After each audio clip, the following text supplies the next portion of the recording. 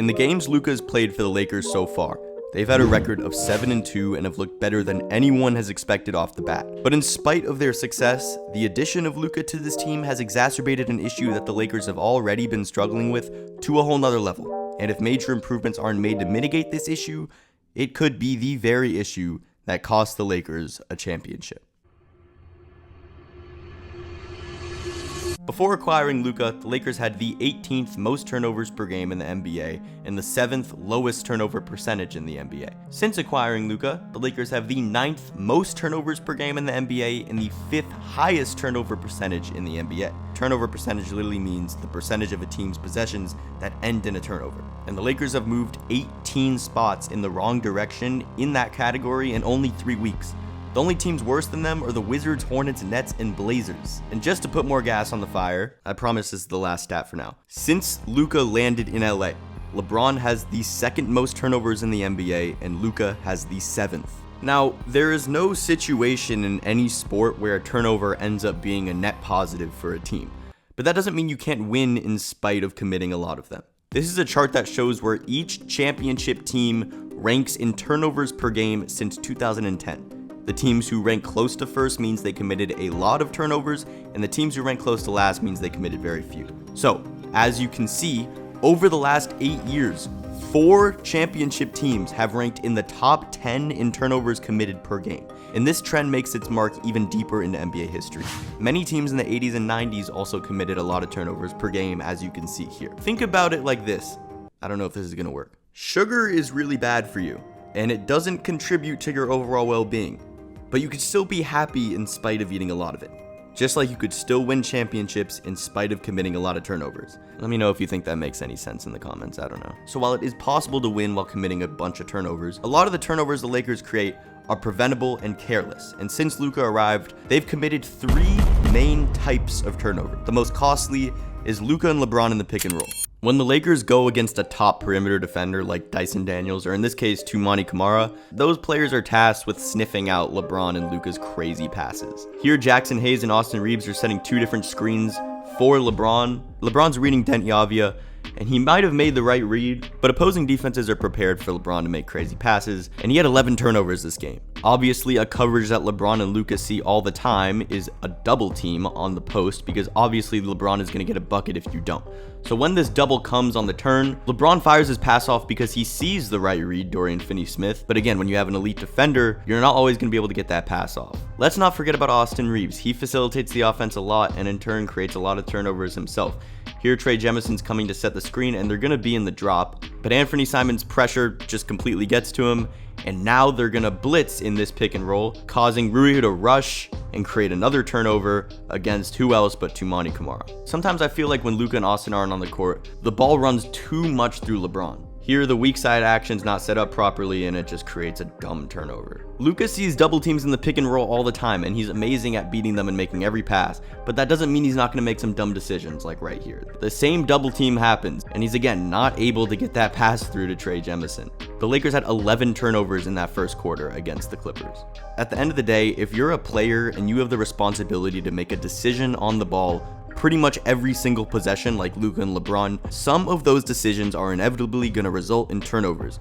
But that doesn't take away from the fact that the Lakers have a 6-9 record when we have over 15 turnovers in a game, and a 27-14 record when we have under 15.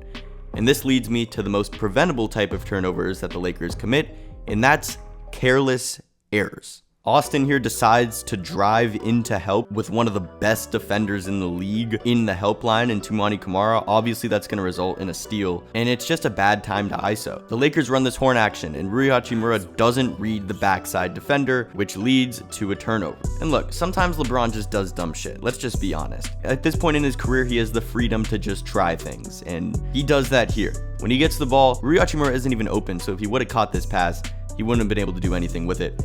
And he still tries to stupid behind the back pass. A problem we've seen especially with Dorian Finney-Smith is him not shooting the ball when he's open. Here is a perfect example of that. Rui makes the extra pass to Dorian and he has a wide open shot, but instead he swings it to Luka in the post, who's draped by LaMelo Ball. Luka here, again, this comes with not reading the backside defender.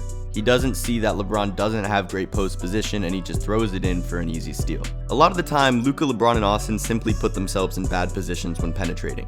and that results in them having to make careless errors. And when it comes to the supporting cast, simply taking an extra second or two to read a defender's adjustment is all it takes for them to not make a dumb read. And this leads me to the third and final type of Lakers turnover that the supporting cast has already improved on, and that's not being ready for Luka and LeBron's passes. You could classify this possession as a careless error, but I also think Luka is used to his players being in different positions on the Mavericks. He's used to having a player like PJ Washington be ready for a catch and shoot on that wing, which is why he expects that player to be there, but that's not where LeBron likes to camp out, so he throws a turnover. On this possession, Luka's used to Derek Lively's patience and length and versatility, which is why he might expect Jackson Hayes to be in a different position that he's in, which comes with adjusting. Now here's a perfect example of just not being ready for their passes. This is a beautiful action, and Gabe Vincent gets wide open. If he catches this, it's a lob for Jackson Hayes, but he's just not alert and ready enough to catch that ball. Luka on the fast break, he's never going to penetrate aggressively or drive harshly. He's going to make a crazy pass, a no-look pass to Dorian Finney-Smith in the paint, which he just can't corral. When you have the most brilliant basketball minds of all time on your team, making 75% of all reads in the passing lanes and adjusting to different coverages every single play, they're gonna throw some crazy passes. And crazy doesn't always mean bad. A lot of the time with those two, crazy means how in the hell did he find that open man? And in those situations, it's on that open man to know that this ball can come to me at any point if it's in Luka or LeBron's hands. So yes, the Lakers have been getting a bunch of wins while committing a high turnover percentage. And a lot of that is due to our insane defensive consistency.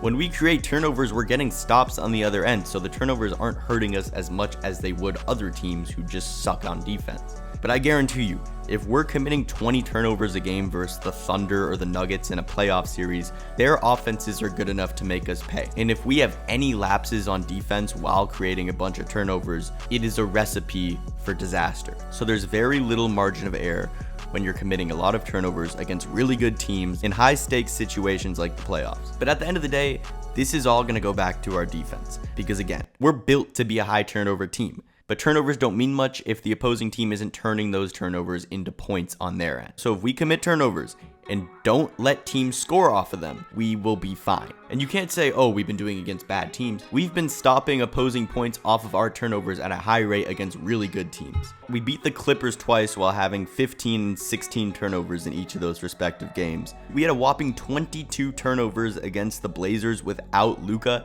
and we beat them by 8. So at the end of the day, just like every issue in the NBA, it can all be solved by playing well on the defensive end. So in spite of this issue, the Lakers are still in prime position to win a championship. But that doesn't mean turnovers are a good thing, and that doesn't mean there aren't ways we can still improve in that area.